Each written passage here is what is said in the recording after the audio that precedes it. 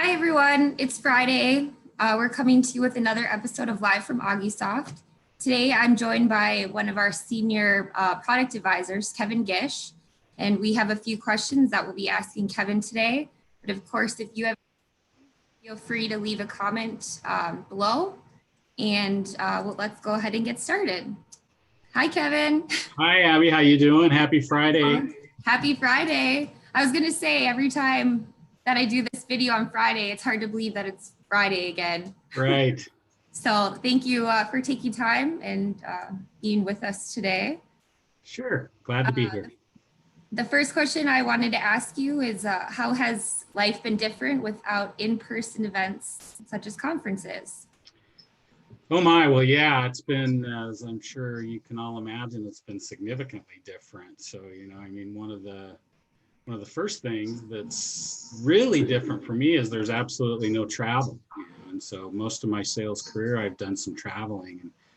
And it's not about being in the airports or staying in hotels that's appealing in terms of travel. It's about getting out there and being in front of the people. So whether it's an on-site meeting, or as you asked about there, a conference, interacting face-to-face with people in the industry, people in our space is, part of what we do. It's sort of part of my fiber, actually. So that's really different. And I think that it's important to note that, there's pros and cons to these face-to-face meetings and these conferences. Obviously, you have to travel, right? So that's not always fun, especially for the last handful of years. But the benefit of being there in person and taking advantage of the education with a large group of people is really impactful. And I've always believed in my sales career that the networking piece of it might very well be the most valuable component of those face-to-face gatherings. The spontaneous conversations that occur, excuse me, when you're standing around in between sessions or meeting in the lounge for a soda or whatever it may be. Those spontaneous conversations really do lead to topics that can be very valuable for people who are engaged in those conversations. So that's really different. I guess the upside is to the environment we're in today, which is doing things like this, live stream and Microsoft Teams and Zoom. The upside is we have that technology. And, 15 years ago, we wouldn't have been able to have these kinds of conversations where you get some action from folks and kind of get to know who they are. That would have been all via telephone or email, and that's pretty impersonal. And then the upside too is there's no travel here, right? So I don't have to deal with airports and hotels and rental cars or taxi cabs, those kinds of things. And so that's an upside. If you gave me a choice, even though I don't necessarily like being away from home and the family, the value of interacting face-to-face, live and in person with larger groups of people, I think outweighs the benefits of being at home, et cetera. So yeah, really different. It's really important in those conferences and even in these Zoom meetings that we have the ability, and technology has given us that ability to develop relationships which, lead to partnerships. So that's a critical piece of what we're doing. And just to kind of finish up the answer to the question, we at Augusoft on an annual basis typically deliver a user group meeting or a user summit that's held in person. And we were going to go to New Orleans this fall in November, and for obvious reasons, that's not going to happen. So we're going to take advantage of that technology and do our user summit virtually through Zoom. And we've titled that User Summit All Systems Go, and it's going to be delivered October 19th through the 23rd and in smaller chunks rather than going the whole day. And for anybody who's listening, you can register at u.augusoft.net. So I'll stop there with answers to that question. Well, it's funny. I'm glad that you said something about the user summit because I was going to bring that up as well.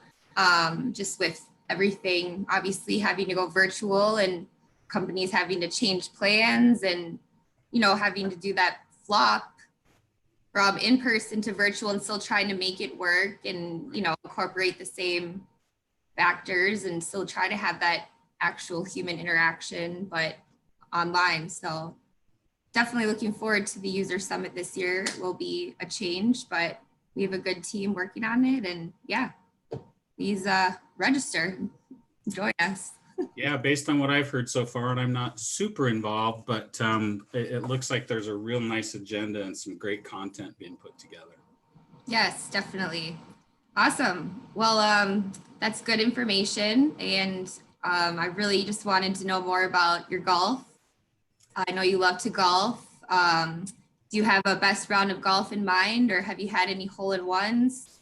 I noticed your nice golf polo you have on today. Yeah, actually, I bought this. We went over to Wisconsin. The United States Open golf tournament was there in 2017. And so a friend of mine and my wife and I went over there and watched a couple rounds. We watched one practice round on Wednesday and then a live round on Thursday. And it was just awesome. This Erin Hills golf course where it was held is out in the middle of nowhere. Literally, there was nothing around it. We had a really good time. Yeah, I love playing golf. It's my favorite thing to do outside of working, of course. Yeah, and I do have a best round to talk about. It actually happened last year. I've been playing golf since I was about 20, so just a couple years.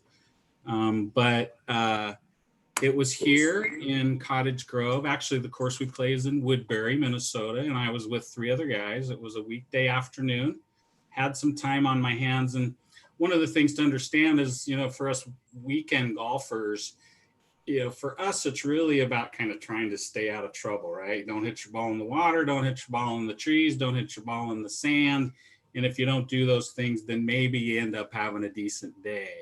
But there's 4 major areas of the game that can go bad and typically do for weekend golfers on any given round. So you have to hit a good tee shot, then you have to get a good approach shot, or you have to be able to chip, or you have to be able to putt. And for me, 95% of the time, one of those things isn't going well on any given day.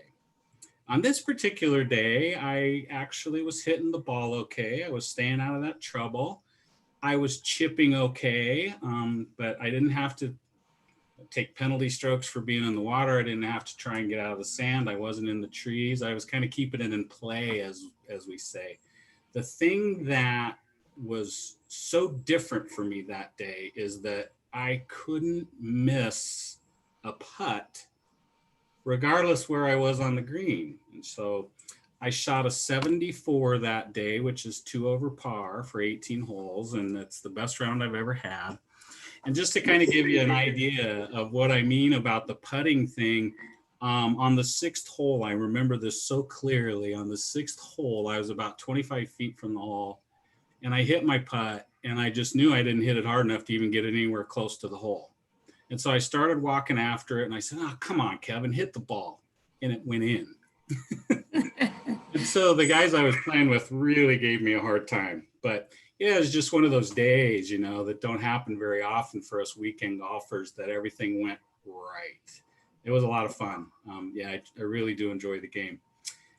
And the second part of the question, yes, I've had 1 hole-in-one. It was so long ago. I remember the hole-in-one pretty well. I couldn't tell you the exact date. I think it was in 1995. I was playing golf in Reno, Nevada with a customer and her husband. It was the 3rd hole, just a short little par 3, 125 yards. Saw it from the time I hit it to the time it went in the hole, so I got to see it.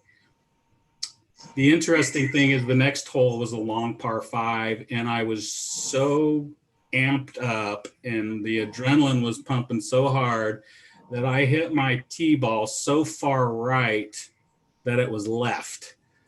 I was so out of sorts for about 2 or 3 holes after it because I was so excited, but I haven't had one since, so it's been a long time. Well, I mean, who knows? Maybe this weekend will be weekend, and we'll have you back on to share the next time you get a hole in one because I'm confident that you will. Yeah, well, I would like to. I've been close on a handful of occasions, but I wouldn't mind getting another one before my playing days are over with. Yeah, definitely something good to strive for because not a lot of people get those. Yeah, the chances are pretty slim. Statistical odds against it are not in your favor, that's for sure.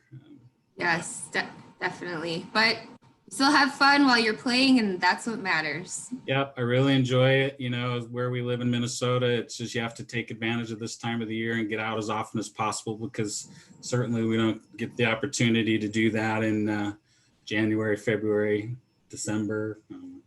Even though Yeah. we tried in January. Right, our outing at Top Golf, yes. Yeah, well, hopefully we can do that again one day in the summertime. Right. Yep, that's a great golf fun outing, right? Yes, Fun yes. outing. Yeah. I definitely want to go back. Yeah. So, all right, well, great. Thanks again so much, Kevin, for sharing with us today. And don't forget if you have questions for anybody at Augusoft or for Kevin, please feel free to leave a comment below or send us an email to info@augusoft.net, and we will respond as quickly as possible. Other than that, thanks again for joining us. Hope everyone has a great weekend, and we will see you next week. Bye. Hi, everybody.